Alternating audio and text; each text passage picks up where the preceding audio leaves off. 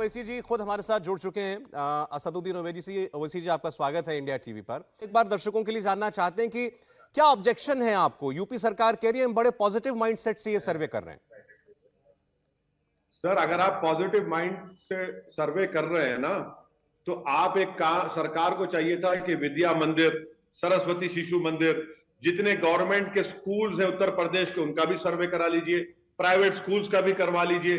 देख लीजिए कितने प्राइवेट स्कूल्स में या गवर्नमेंट स्कूल्स में कितने लड़कियों के स्कूल में टॉयलेट है, कितने में पीने का पानी है, बिजली है। आप नहीं करवा रहे हैं, आप सिर्फ एक विशेष समुदाय के उन मदरसों का सर्वे करा रहे हैं जो गवर्नमेंट से ग्रांट नहीं मिलती। और आखिरी बात सर, जो मदरसे उत्तर प्रदेश मदरसा बोर्ड के तहत ग्रांट मिलती है, उनको टीचर्स की तनख्वाह मिलती, सैलरी मिलती है, 5 साल में योगी सरकार ने सिर्फ 5 महीने की तनख्वाह दी उन लोगों को। जो पंडित लोग वहां पर हिंदी और मैथ्स पढ़ाते हैं उनको तनख्वाह नहीं दे पा रहे हैं आप, और आप ये करने जा रहे हैं। तो इसीलिए मैं कह रहा हूं कि ये एक सिलेक्टिव टारगेटेड सिर्फ मदरसों का किया जा रहा है जो गवर्नमेंट से तो कोई ग्रांट ही नहीं मिलती। आप क्यों कर रहे हैं सर्वे, ये बताइए। नहीं, एतराज क्या है? मैं चलिए मान लेता हूं कि इनको सरकार से कुछ नहीं मिलता, लेकिन फिर भी अगर वो सर्वे करा रहे हैं कि भाई कितने मदरसे चल रहे हैं, क्या पढ़ाया जा रहा है, इस पर एतराज क्या है आपको? सर देखिए, राइट टू एजुकेशन एक्ट में यह कहा गया कि माइनॉरिटीज को आर्टिकल 30 के तहत अपने स्कूल और मदरसे खोलने का और उसको इंडिपेंडेंटली एडमिनिस्टर करने का पूरा इख्तियार है। ठीक, आप ये सर्वे कराकर क्या मदाखलत नहीं कर रहे हैं? क्या आप इंटरफेरेंस नहीं कर रहे हैं? आप क्यों पूछ रहे हैं भैया? बताइए ना कि रीजन क्या है। आप पूरे प्राइवेट स्कूल्स का करवाइए सर्वे, चलिए विद्या मंदिर का कराइए, कौन रोक रहा है आपको? आप सिर्फ इन्हीं का क्यों करवा रहे हैं? इसीलिए मैं कह रहा हूं कि छोटा एनआरसी है ये। देखिए, सरकार का कहना है, जो दानिश अंसारी यूपी के अल्पसंख्यक मामलों के मंत्री हैं, उनसे हमने बात की, वो ये कह रहे हैं कि अगर कोई भी एजुकेशन इंस्टीट्यूशन चल रहा है, उसकी फंडिंग कहां से आ रही है, उसके वित्तीय लेन देन कैसे हो रहे हैं, वहां क्या पढ़ाया जा रहा है, वहां इंतजाम कैसे हैं, ये सब अगर सरकार जानना चाहती है तो इसमें किसी को क्या एतराज हो सकता है? क्यों? हम तो बेहतरी के लिए कर रहे हैं। आप कौन होते पूछने वाले? सवाल आती है। मैं अपना अंडर आर्टिकल 30 के तहत मैं अपना मदरसा चलाऊंगा, एडमिनिस्टर करूंगा। हम ये पूछना चाह रहे हैं कि आपको वैसे थे, आपकी योगी सरकार ने जो मदरसे आपके बोर्ड में रजिस्टर्ड है, जो रिकॉग्नाइज्ड है, उनको 5 साल में आपने 5 महीने की तनख्वाह दी, सिर्फ उसकी फिक्र करिए। आप ये सब इंफॉर्मेशन लेकर हैरास करना चाहते हैं, मदरसों को बदनाम करना चाह रहे हैं आप कि मुसलमान अगर बैकवर्ड है तो मदरसों की नहीं, मुसलमान अगर बैकवर्ड है तो सरकारों की ज़हनी नाइंसाफी की वजह से बैकवर्ड है, नफरत की वजह से बैकवर्ड है। ओवैसी साहब, ये सब सुन लीजिए हमारी। ये सब ऐसा लग रहा है कि आप एक प्रेजुडिस माइंडसेट से बोल रहे हैं, क्योंकि ऐसी बात तो किसी ने कही नहीं अभी तक। आप जो इल्जाम सरकार पर लगा रहे हैं, सरकार ये थोड़ी कह रही है कि हम ये जानना चाहते हैं कि भाई कोई आतंकवादी तो नहीं पढ़ रहा है वहां पर, या मुस्लिम बच्चों को क्या पढ़ाया जा रहा है, हम यही जानना चाहते हैं। ये तो किसी ने नहीं कहा जो बातें आप कह रहे हैं।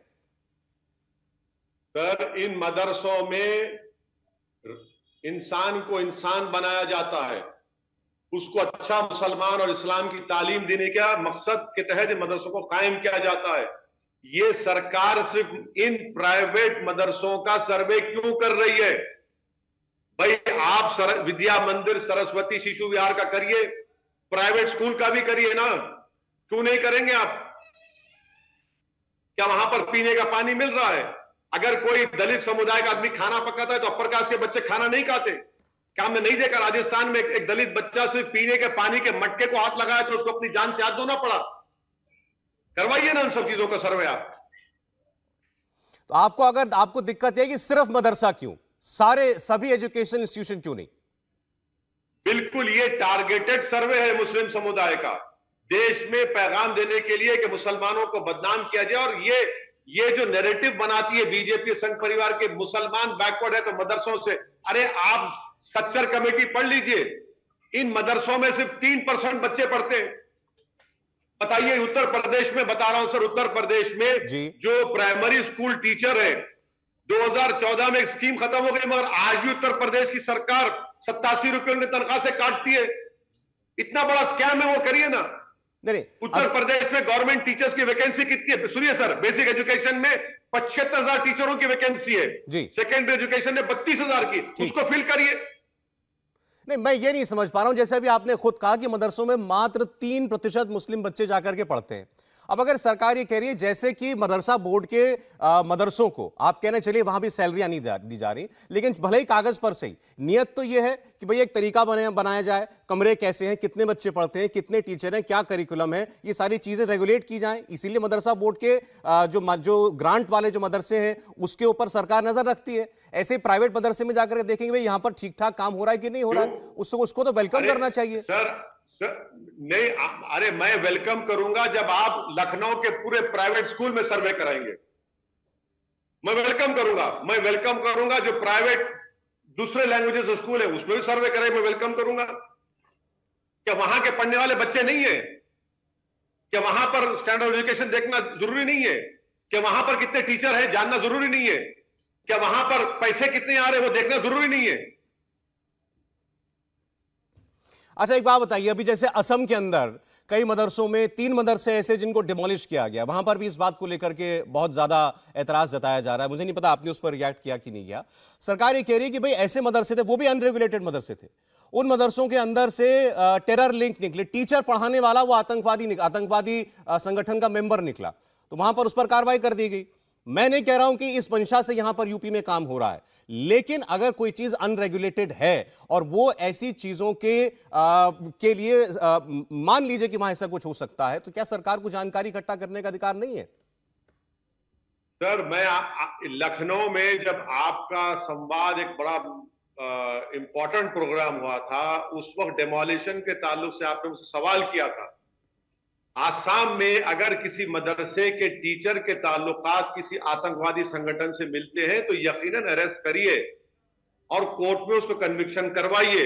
मगर यह कौन सी बात है कि एक मदरसे के टीचर के संगठन आतंकवादी से मिले, अभी कोर्ट ने प्रूफ नहीं किया, आप उस मदरसे को तोड़ देते हैं? ये कौन सा मिसाल दे रहे हैं सर? ये प्रिंसिपल ऑफ नेशनल जस्टिस के खिलाफ नहीं है। देखिए, एक चीज हम लोग बार बार सुनते हैं वो ये कि खास तौर पर मदरसों की फंडिंग जो है वो कहां से आती है। कहीं इसमें कोई खास तौर पर ये शक जाहिर किया जाता है कोई विदेशी लोग तो शामिल नहीं है, कहीं कोई रेडिकलाइजेशन बढ़ाने वाली कोई टीचिंग्स तो नहीं दी जा रही हैं और उसके लिए बाहर से पैसा ना आ रहा हो, ये खतरा कई लोग बताते हैं हमेशा। सर रेडिकलाइजेशन मुसलमानों को एक बदनाम करने का एक बेहतरीन टर्म बन चुका है।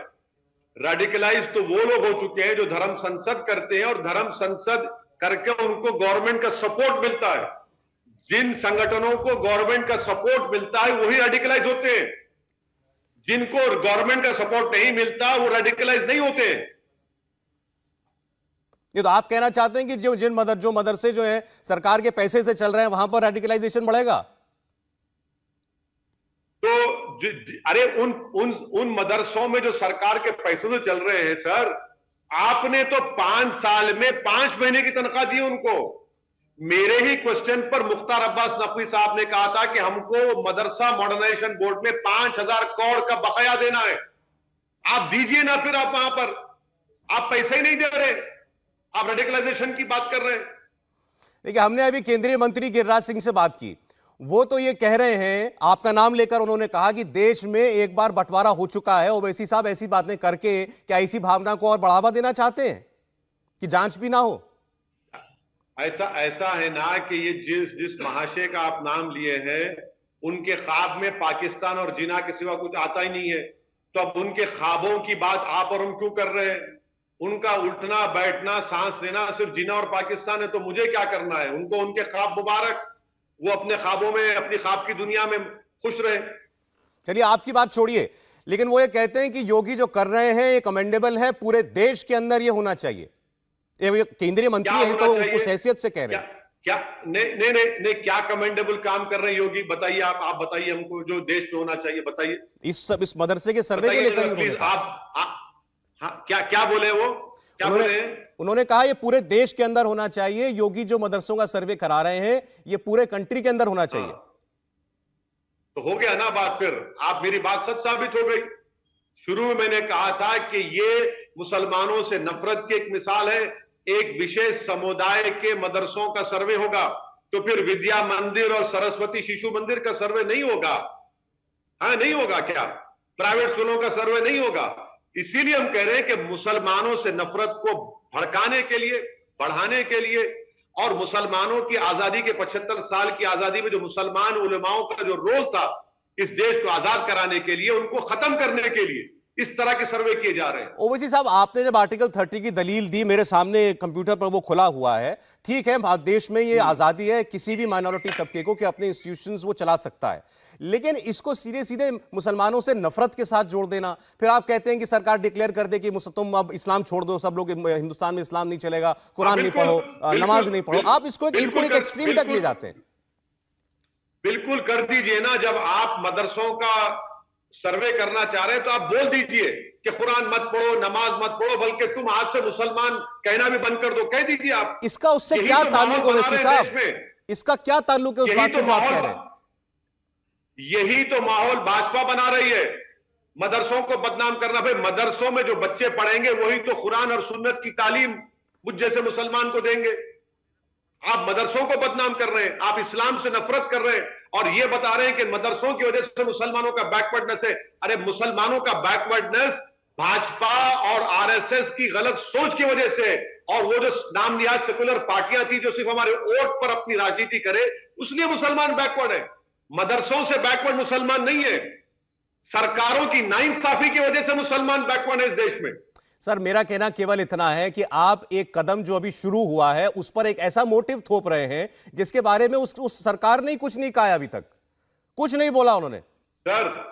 सर मेरी एक बात सुन लीजिए, पूरे प्रदेश में प्राइवेट स्कूल का भी सर्वे करवा लीजिए, कौन रोक रहा है आपको? मैं वेलकम करूंगा। आप विद्या मंदिर, सरस्वती शिशु मंदिर का सर्वे कराइए, मैं वेलकम करूंगा। जितने गवर्नमेंट के स्कूल में बच्चियां पढ़ती हैं कितने टॉयलेट है उसका सर्वे कराइए, मैं वेलकम करूंगा। कितने दलित लोग खाना बनाकर भिजाते हैं, कितने अपर कास्ट के बच्चे खाना नहीं खाते, उसका सर्वे करा लीजिए। और आखिरी बात, उत्तर प्रदेश में जो प्राइमरी स्कूल के टीचरों का जो सैलरी में से 87 रुपए कट रहे, 2014 में स्कीम खत्म हो गई ग्रुप इंश्योरेंस, कितना बड़ा स्कैम है, उसका सर्वे कौन करेगा? वैसे आपकी बात से ऐसा लगता है कि इस सरकार को, खासतौर पर बीजेपी की और मोदी की सरकार को, जहां भी कोई भी मुसलमानों से जुड़ा मामला हो, चाहे मदरसों का चाहे कोई और, वहां वो कुछ ना बोले, बाकी वो जो मर्जी करते रहे, लेकिन यहां हमारे मामलों में कुछ ना बोले, ऐसा लगता है आपकी बात से? नहीं सर, ये आप उल्टा कह रहे हैं। मुसलमान को ही बोलते हैं, किसी को कुछ बोलते ही नहीं है ना। बताइए किस पर बोलते हैं? हम ही तो, हमारी नमाज खतरा, हमारा हिजाब खतरा, हमारा दीन खतरा, हमारी कुरान खतरा, हमारा खाना खतरा, हमारा गोश्त खतरा, हमारी तहजीब खतरा, सब यही तो हो रहा है ना। इतना जनरलाइजेशन ओवैसी साहब, इतना जनरलाइजेशन नहीं समझिए बात को। अब तो हमारे प्रॉफिट मोहम्मद सल्लल्लाहु अलैहि वसल्लम के बारे में नाम शनाब बकना बीजेपी की पॉलिसी बन चुकी है। जेल में गया वो आदमी। नुपुर शर्मा क्या कर रही है दिल्ली में? सर, कोर्ट ने जो कुछ हो रहा है कोर्ट के आदेश पर हो रहा है। मेरा कहने का मतलब केवल इतना, भी आपने सब सारी चीजें लाइन से गिना दी, नमाज खतरा, कुरान खतरा, हमारा खाना खतरा, हमारा पहनना खतरा। ये मैं इसको यही मैं कह रहा हूं कि ये ग्रॉस जनरलाइजेशन है। जो मामला जहां उठता है वहां वो अदालतों में जाता है। बिल्कुल नहीं है। आप कभी एक दिन प्रोग्राम करिए, हम आपको प्रूफ करेंगे हमारी एक एक बात को। मैं तैयार हूं सर, एक एक बात को प्रूफ करेंगे। बिल्कुल मैं तैयार हूं, हम तो आपका समय चाहते हैं। अब जैसे मैं बात करता हूं, ईदगाह का मामला उठा, कर्नाटक के अंदर ईदगाह का मामला उठा, को आप कुछ कहना चाह रहे हैं? पहले तो कह लीजिए, फिर मैं सवाल पूछूं। नहीं सर, आखिरी सवाल कर लीजिए, और भी जाना है मुझे। आप आखिरी सवाल अच्छा करना, ये ईदगाह वाले मामले पर मुझे कह दीजिए, बता दीजिए, ईदगाह में सुप्रीम कोर्ट ने जो कहा और उसके बाद हाई कोर्ट ने जो कुछ कहा, इसको लेकर एक बहस छिड़ी हुई है कि एक मैदान है जो पूरे साल में कुछ मर्तबा रिलीजियस पर्पसेस के लिए यूज होता है मुस्लिम कम्युनिटी के द्वारा, आमतौर पर वहां पर बच्चे खेलते रहते हैं, उस पर अगर हिंदू पक्ष के साथ जो गणेश चतुर्थी मनाने वाले लोग हैं वो कह रहे हैं कि अगर हम एक दिन के लिए उस मैदान का इस्तेमाल कर लेंगे तो इसमें से कौन सा पहाड़ टूट पड़ेगा। इसको लेकर सुप्रीम कोर्ट तक मामला चला गया। सुप्रीम कोर्ट के 3 जजेस ने सही फैसला लिया। 2 जजेस बैठे थे और उसमें से एक जज साहब ने कहा, 2 जजेस ने कहा कि हम में इत्तेफाक राय नहीं है।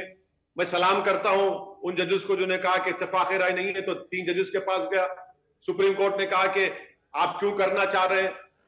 1991 प्लेस ऑफ वर्शिप एक्ट का उसमें प्रोटेक्शन है, वक्फ की जमीन है। अच्छा सर, मुझे एक बात बताइए, 60 साल से जहां पर गणेश पंडाल नहीं लगाया गया, वहां पर आप गणेश पंडाल लगाकर जहां पर ईद के दिन नमाज होती है, आप क्या हासिल करना चाह रहे हैं? अरे भाई, आपकी आस्था है, मैं सलाम करता हूं, मगर जहां पर 60 साल से आपने नहीं लगाया, वहां पर लगाकर आपको क्या खुशी मिल रही है, मुझे बताइए ना। नहीं, दुख क्या हो रहा है अगर वो एक मैदान एक दिन के लिए दे दिया जाएगा? आप आने नहीं, मेरा सवाल उन लोगों से है जहां पर 60 साल से आपने गणपति को नहीं बिठाया, जहां पर लोग ईद के दिन नमाज पढ़ते हैं, जो ईदगाह के नाम से वो जगह मशहूर है, वहां पर आपको करके कौन सी खुशी मिल रही है, मुझे बताइए। अच्छा चले सर, मेरा लास्ट सवाल है, आपको जाना है, इसलिए आखिरी क्वेश्चन मेरा।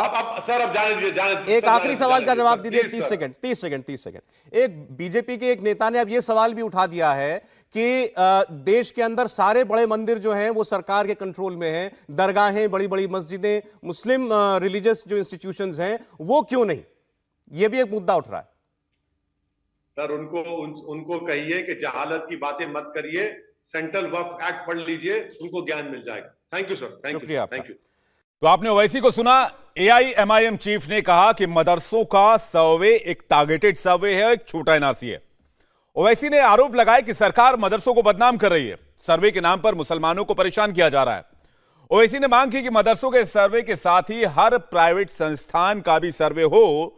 तो बड़ा सवाल यह कि अवैध मदरसों का अगर सर्वे किया जा रहा है तो इससे मुसलमानों की परेशानी कैसे बढ़ जाएगी, वो कैसे परेशानी में पड़ जाएंगे? आखिर मदरसों को मॉडर्न बनाने से क्या दिक्कत हो सकती है? मदरसों के सर्वे पर सियासत आखिर क्यों की जा रही है?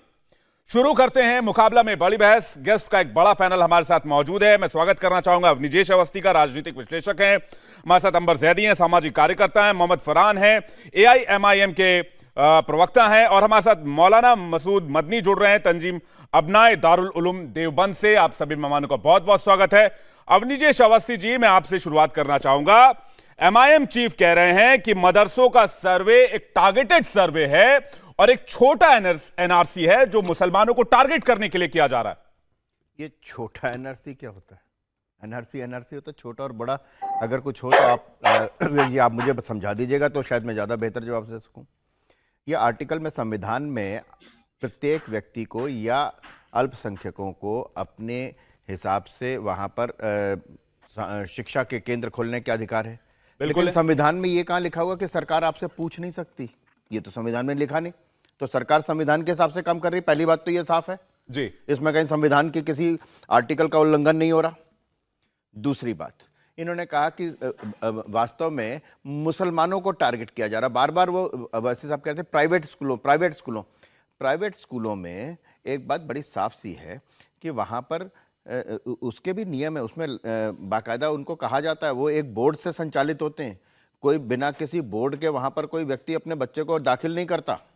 सीबीएसई है, आईएससी है या कोई सा बोर्ड है, राज्य बोर्ड है, किसी न किसी बोर्ड से होता है, स्टेट बोर्ड से होता है, झारखंड बोर्ड है, कुछ भी। बात बड़ी साफ सी है कि जब तक ओवैसी साहब ये नहीं कहेंगे बार बार गला फाड़ फाड़ करके कि आप ये बताइए कि मुसलमानों को टारगेट किया जा रहा है, तब तक उनकी कैसी चलेगी? यही तो जिन्ना कहते थे कि इस देश में हम नहीं रह सकते, हमें सेकंड रेट सिटीजन बना के पेश किया जाएगा। यही थी ना, बिल्कुल सेम लैंग्वेज थी।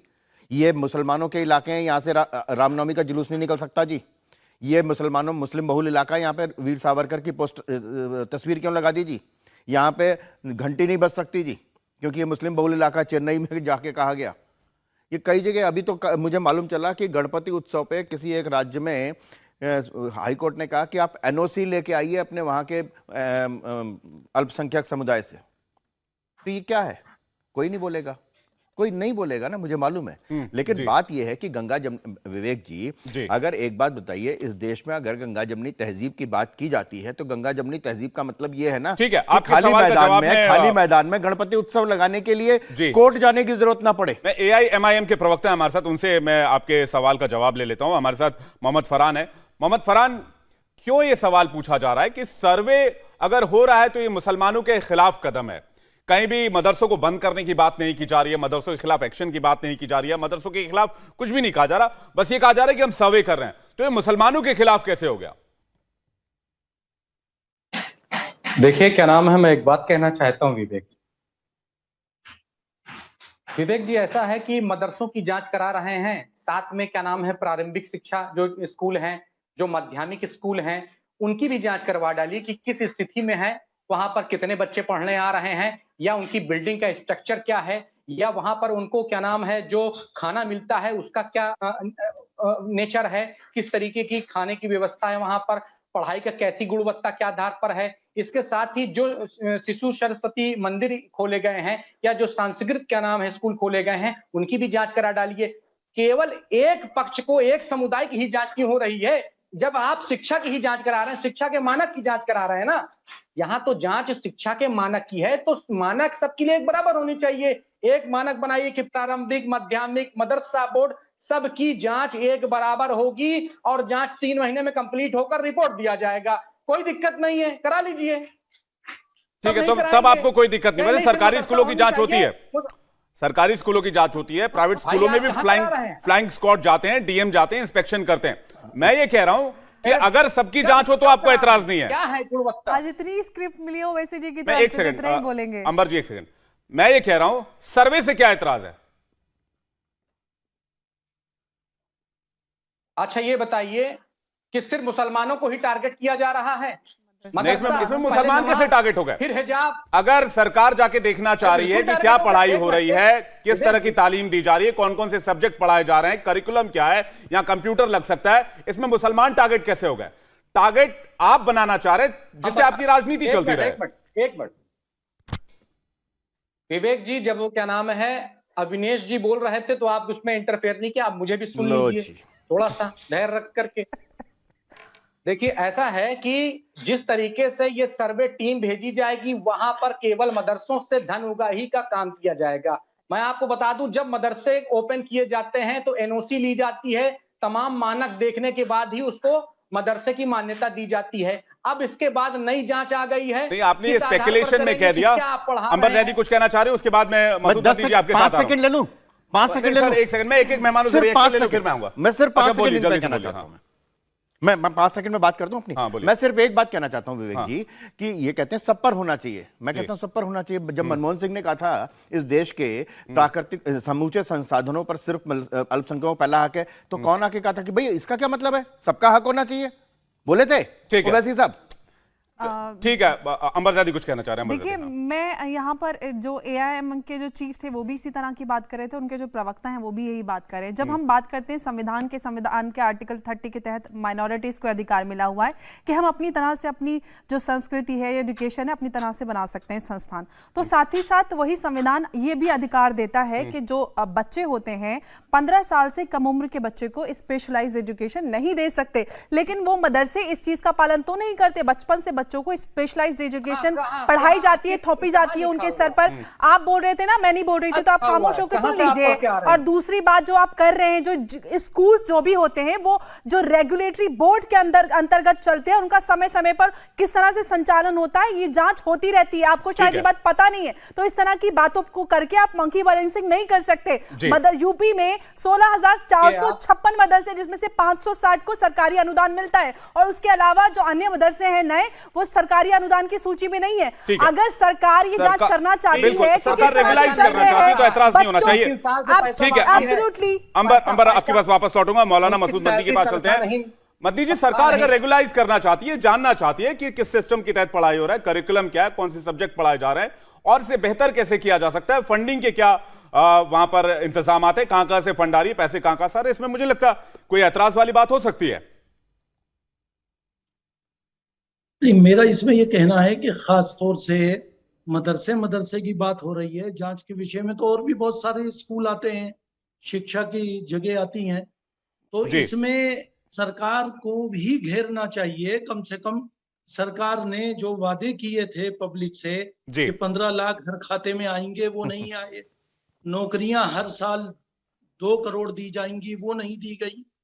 तो इससे ऐसे ही बहुत सारे मामलात हैं, बेरोजगारी है। अच्छा मदनी जी, एक बात बताइए मुझे, क्या मदरसों की हालत बेहतर नहीं होनी चाहिए? क्या जो तालीम दी जा रही है वो आज के हिसाब से नहीं होनी चाहिए, नए टेक्नोलॉजी के हिसाब से, नई तकनीक के हिसाब से, जिससे बच्चे और ज्यादा मेधावी बने, और ज्यादा टैलेंटेड बने? क्या आज के दौर में जो पढ़ाइयां हो रही हैं वो मदरसों तक नहीं पहुंचाई जानी चाहिए, जिससे उन छोटे बच्चों को फायदा मिले और मुस्लिम समाज को भी इसका फायदा मिले? इससे भी ऐतराज है? आप जरा 2 मिनट मुझे बोलने दें, बिल्कुल, ताकि बात मुकम्मल हो जाए। जी, मैं ये कह रहा था कि जो सरकार ने आज तक वादे किए 8 साल में, वो तो किए नहीं मोदी सरकार ने। तो आज मुल्क कहाँ जा रहा है? बेरोजगारी की तरफ। और शिक्षा का जो मामला है कि ये मदरसे जो हमारे हैं, जो मदरसों के ऊपर आप बात कर रहे हैं, जी ये मदरसे गरीब बच्चे, हिंदू भाइयों के, मुसलमानों के मदरसों से कनेक्ट स्कूल भी हैं, तो वो चल रहे हैं। आपकी मंशा इसमें ऐसी लगती है कि ये जो गरीब बच्चे शिक्षा हासिल कर रहे हैं, जो फीस नहीं दे पाएंगे, महंगे महंगे स्कूलों में नहीं जा पाएंगे, तो मदरसे वाले अगर शिक्षा का काम कर रहे हैं तो सरकार की गलत नजर उस पर नहीं होनी चाहिए। और सरकार से भी हम उम्मीद यही करते हैं, जांच कर लें, कोई दिक्कत नहीं है, मदरसों की जांच कर लें और जी उसमें सरकार सहयोग के नाते से जांच करे, अच्छी नीयत से जांच करे। जी जो उसमें कमी हो, कोई मामला हो, तो उसमें सरकार मदद करे, तब तो ठीक है। लेकिन अगर सिर्फ मुसलमानों को टारगेट करना है, जैसे ओवैसी साहब बोल रहे थे, तो अगर ऐसा मसला होता है तो ओवैसी साहब की बात सच हो जाएगी। तो और ओवैसी साहब की मिसाल जीना से जो दे रहे हैं, हमारे पता नहीं बीजेपी के हैं कौन है, तो ये भी बात गलत है। ओवैसी बीजेपी साहब के ही हैं। हमेशा देश की बात करते हैं और दो वो लोग देश बीजेपी में के ही हैं। रहना पसंद करते हैं। उन्होंने कभी नहीं कहा कि मैं भारत के अलावा कहीं और जाऊंगा। जी तो ये आरोप तो लगाना भारत को ही ठीक बदलूंगा नहीं ना, है। जाऊंगा थोड़ी ना कहीं और और। संविधान के दायरे में वो बात करते हैं। तो मेरा कहना यही जी है कि मुसलमानों को मैं अब नीचे जी आ रहा हर हूं, मसले एक में सेकंड में आ रहा हूं आपके हिंदू पास। मुस्लिम करना, हम्म आज हमें ये भी फरहान मैं आ सवाल रहा हूं करना आपके पास, चाहिए 1 मिनट वेट कीजिएगा। कि बीजेपी सरकार हम्म क्या काम कर रही है। ये नहीं मंदी जी, आरएसएस के ऊपर एक चीज मैं आपसे और समझना चाहूंगा। एक सवाल मेरा छोटा सा आपसे और ये है, बात सर्वे की आई तो इसमें मुसलमान टारगेट कैसे हो गया? एमआईएम चीफ भी यही बात कह रहे हैं कि मुसलमानों को टारगेट किया जा रहा है। ये स्पेक्युलेशन जो है कि पहले स्पेक्युलेट कर लेना कि मुसलमानों को टारगेट करने के लिए सर्वे लाया गया, छोटा एनआरसी भी बता दिया गया, एग्जेजरेट करना जिसे कि बढ़ा चढ़ाकर पेश किया जाना। जब भी मुसलमानों की बात होती है, सरकार कोई आदेश जारी करती है, कोई कदम उठाती है, मुसलमान कैसे टारगेट होता है तुरंत? आपने कहा कि अगर अच्छी नीयत से हो रहा है तो अच्छी बात है, मैं उसको मेंशन कर रहा हूं। हाँ, मैं यही कह रहा हूं कि अगर सरकार की नीयत अच्छी है तो कोई दिक्कत नहीं है। हमारे मदरसों के दरवाजे खुले हुए हैं, जंगले भी खुले हुए हैं, आप जब चाहें आ जाएं, चेक कर लें, कोई दिक्कत नहीं है। लेकिन सिर्फ ये कि हिंदू मुस्लिम करना, वो बात ठीक नहीं है। और धार्मिक स्थलों पे जो पिछले दिनों अभी धर्म संसद की बात हुई, उसके ऊपर भी आपको कहना चाहिए कि वो गलत था। संविधान के दायरे में सब काम करें और कोई भी ऐसा मामला हो जो आज से पहले नहीं हुआ हो, अभी ईदगाह के जगह पर, मस्जिद की जगह पे कोई प्रोग्राम करना, अगर वहां पर प्यार मोहब्बत से कर लें, कोई दिक्कत नहीं है। लेकिन अगर कोई खतरा है तो उसको नहीं करना चाहिए, दोनों को बचना चाहिए। हिंदू भाइयों की आस्था का भी मैं एहतराम करता हूँ और मुसलमानों जी। की आस्था का भी हिंदू भाइयों को एहतराम करना चाहिए। ठीक है मेरा कहने का मकसद ये है। जी। मोहम्मद फरहान कुछ कहना चाह रहे हैं। फरहान, मदनी साहब कह रहे हैं कि अच्छी नियत से करें तो कर लें, कोई दिक्कत नहीं, जंगले भी खुले हैं, खिड़की भी खुली है, दरवाजे भी खुले हैं, पूरा मदरसा खुला हुआ है, आइए सर्वे कीजिए और चले जाइए। बढ़िया, बहुत बढ़िया। मोहम्मद फरहान, देखिए, पहली बात, इनकी नीयत अच्छी है ही नहीं है मुसलमानों को लेकर। ये अगर सर्टिफिकेट मुसलमानों को लेके लेकर आप नीयत अच्छी होती, ये सर्टिफिकेट आप कैसे दे सकते हैं? आप दे सकते हैं, मैं नहीं दे सकता हूं, आप दे सकते हैं। मैं तो क्योंकि सवाल आप पूछ सकता हूं। जो चैनल चला मैंने आपसे रहे हैं- सवाल पूछा, नहीं, मैंने आप आपसे सवाल सर्टिफिकेट पूछा, नहीं दे मैं सकते। सर्टिफिकेट नहीं बांट रहा। मैं आपसे कह रहा भाई, आप हूं, ये सर्टिफिकेट नहीं आप दे सकते। पहले गारंटी कैसे दे सकते हैं इनकी कौन नीयत साफ नहीं है? सर्टिफिकेट देगा? हम उसका आपने मुझे पूरी बात नहीं सुनी, आपने बोल दिया सर्टिफिकेट वाली बात। वही तो कह रहे हैं ना, बात दिक्कत यहीं पर है कि आप मेरी पूरी बात सुनेंगे नहीं, सर्टिफिकेट लाके खड़ा कर देंगे। मेरी बात तो सुन लीजिए। अगर नहीं, अगर मैं मुझे अब बोलने ठीक देना है, बात तो पूरी आप कीजिए। किसी और हाँ को ठीक है, मौका बात पूरी कीजिए। अभी मेरे ऊपर आरोप लगाने से कुछ नहीं मिलेगा, अपनी बात पूरी कीजिए आप। नहीं, मैं आपके ऊपर आरोप नहीं लगा रहा हूं। मैं ये कह रहा था कि देखिए विवेक जी, कि इनकी नीयत साफ नहीं है। आज पिछले 6 महीनों से कंटिन्यू केवल मुसलमानों को ही टारगेट किया जा रहा है। अभी 2 दिन पहले की बात है, मुरादाबाद में सामूहिक नमाज को लेकर कितना बवाल हुआ, हर टीवी चैनल पर डिबेट हुए, सारे प्रवक्ता आए और सारे ने मुसलमानों को ही घेरा, कहा कि नहीं वहां गलत नमाज पढ़ ली। आखिर में क्या हुआ, मुरादाबाद पुलिस ने क्या किया, उसे एफआईआर क्वैश कर दिया। इससे समझ में आया ना कि भारतीय जनता पार्टी केवल मुसलमानों को टारगेट कर रही कि नहीं कर रही है। इससे आपका व्यू क्लियर हो गया कि नहीं क्लियर हो गया? मगर इस बात को किसी टीवी चैनल ने नहीं चलाया कि मुरादाबाद में जो नमाज पढ़ी गई थी उसमें जो 26 विवेक, लोगों के मैं खिलाफ जवाब दूंगा। मुकदमा हुए समय थे वो भारतीय जनता पार्टी के साजिश के तहत मुकदमे करवाए थे, जिसको क्या नाम है आखिर में ओवैसी साहब के सवाल उठाने पर उस मुकदमे को कैंसिल किया गया। इसको आप किसी टीवी चैनल ने नहीं चलाया, डिबेट सब जी, पर हुई, जी, जी, किसी जी। चैनल नहीं चलाया। पहली बात। उसके बाद अब ईदगाह का मुद्दा, फिर कभी क्या नाम है हिजाब का मुद्दा, फिर क्या नाम है मस्जिद का मुद्दा कि क्या नाम यहाँ की मस्जिद पर ये, वहां की मस्जिद पर ये, जी। फिर उसके बाद तेजो महल, ताजमहल। तो ये क्या टारगेट है? मुसलमान इस देश में टारगेट बन चुका है, इसमें कोई बड़ी की बात नहीं है। आप जांच नहीं कर रहे हैं, आप मुसलमानों का उत्पीड़न करने के लिए मदरसों की जांच कर ठीक है। रहे हैं ताकि मुसलमानों का जी उत्पीड़न हो। मोहम्मद फरहान जी, अपने गुस्से पे थोड़ा काबू रखिए। शिवलिंग को भी फव्वारा, फाउंटेन और पता नहीं बहुत सारी चीजें बता देते हैं लोग, मैं उस पर जाना नहीं चाहता अभी। अवनिजेश जी जवाब देना चाह रहे हैं, लेकिन मेरा और पैगंबर मोहम्मद पर मेरी- जो मेरी- अभद्र मैं टिप्पणियां एक की गई, सेकंड। उस पर आप नहीं कुछ कहेंगे? मोहम्मद फरहान, उस टॉपिक पे डिबेट है ही नहीं। मोहम्मद पर जो अभद्र टिप्पणियां मोहम्मद की फरहान, गई, उस टॉपिक पे डिबेट है ही नहीं। मैं तो ये तो पूछना फिर चाह रहा हूं, कहाँ डिबेट अगर थी? मुसलमानों के बच्चों की तालीम को बेहतर करने की बात हो रही है, कलाकारी इस बात में है कि जैसे आप टॉपिक को डाइवर्ट करते हैं, मैं आपकी दाद देना चाहता जोड़ते हूं। हैं।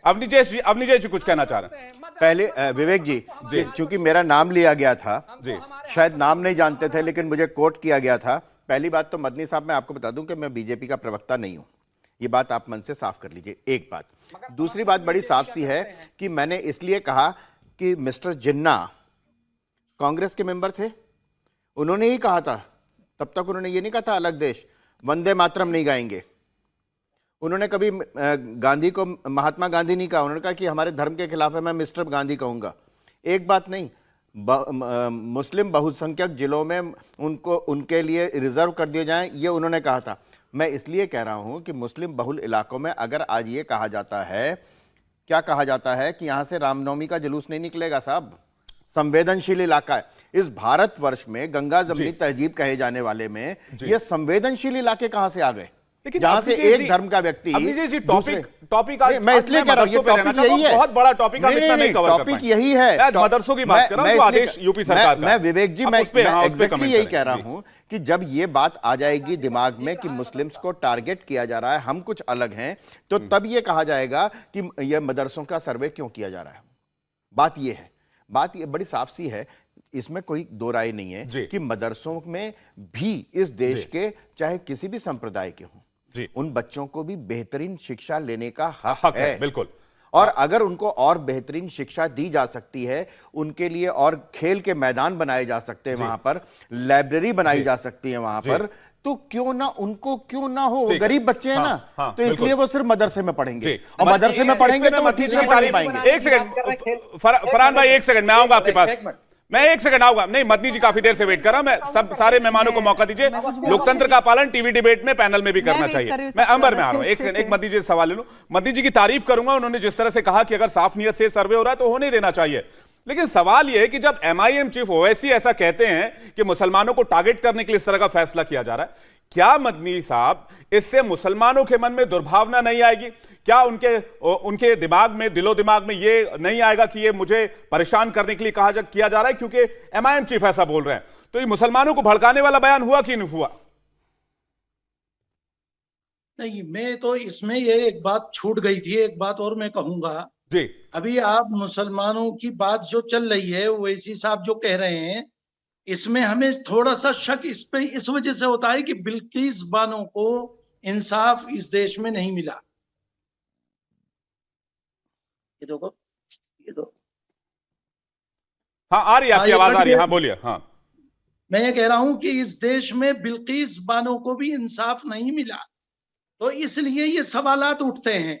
अब रहा मसला मदरसों का, सरकार की नीयत के ऊपर वो बिल्कुल ठीक है, और हम लोग जिना के पगदर नहीं है, जिना के खिलाफ हैं, और हम अपनी मर्जी से देश में आप लोगों को कोई जिना का पगदर नहीं बता रहा सर, शायद आपको कोई कंफ्यूजन हुआ है, ऐसा कोई कमेंट नहीं किया गया। वो कह रहे हैं कि उनकी सोच वैसी थी और इसलिए भारत बटा। वो दूसरी बात कह रहे हैं, वो ये नहीं कह रहे हैं कि हम लोग यहां पर कोई फॉलोअर है जिना का, जिना की बात हो रही है, वो ये कहना चाह रहे हैं। लेकिन मैं तो आपसे वही सवाल पूछ रहा हूं ना कि इस तरह के बयानात की जरूरत क्या है जो हिंदू और मुसलमान के बीच डिवाइड, एक तरह से बांटने का काम करे? मदनी जी, नहीं, मैं तो ये चाहता हूं कि हिंदुओं के प्रोग्राम में मुसलमान आए, मिले जुले, और मुसलमानों के प्रोग्राम में हिंदू भाई आए। मैं तो ये चाहता हूं, और हमारी शादी ब्याह जी। में हिंदू भाई आए, और हिंदू भाई अपने शादी ब्याह में जैसे पहले एक साथ शरीक होते थे हम लोग, उसी तरीके से देश का माहौल बने। जी। और जमीयते उलमा हिंद इसके ऊपर काम कर रही है, सद्भावना के ऊपर।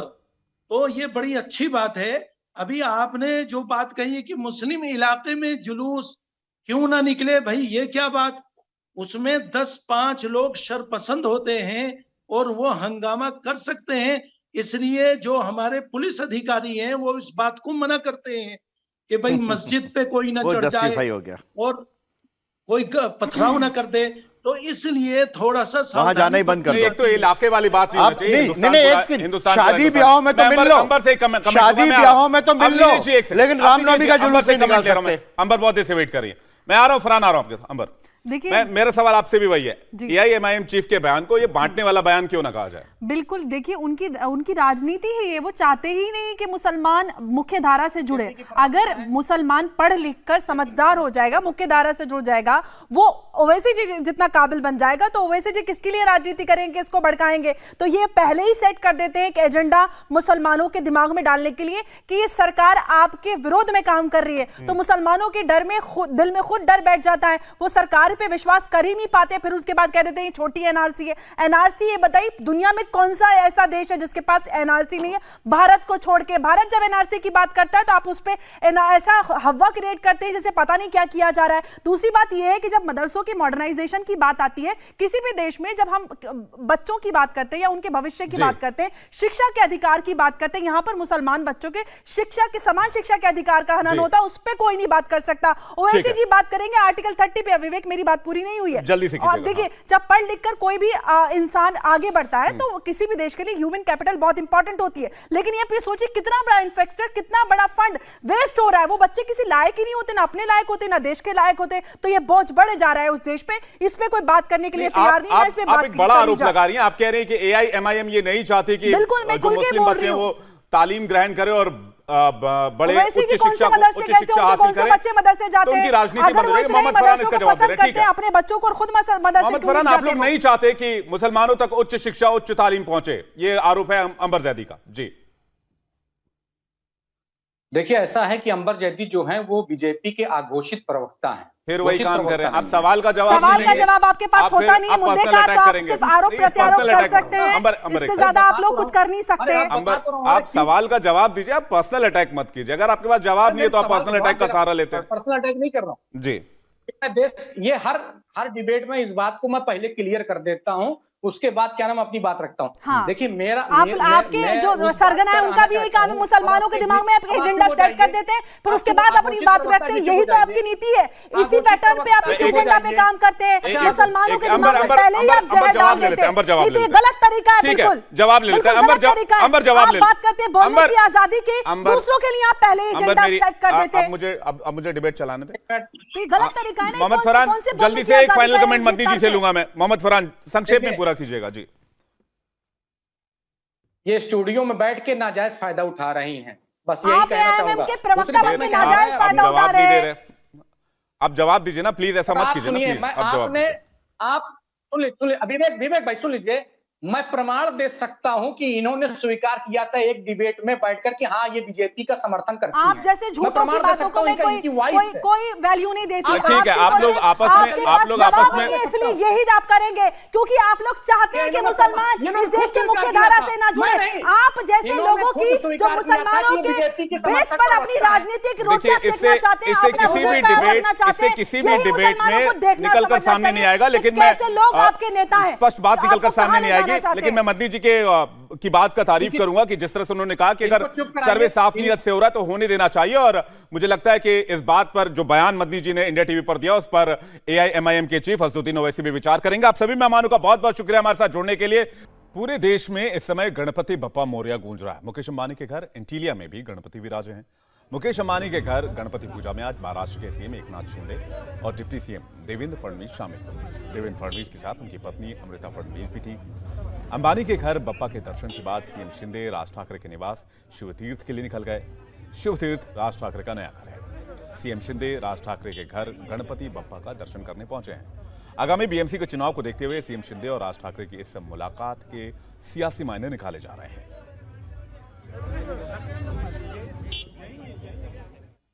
बिहार की सियासत से जुड़ी बड़ी खबर आ रही है। बिहार के पूर्व मंत्री कार्तिक सिंह की जमानत याचिका खारिज हो गई है। कार्तिक सिंह अपहरण के मामले में वांटेड हैं।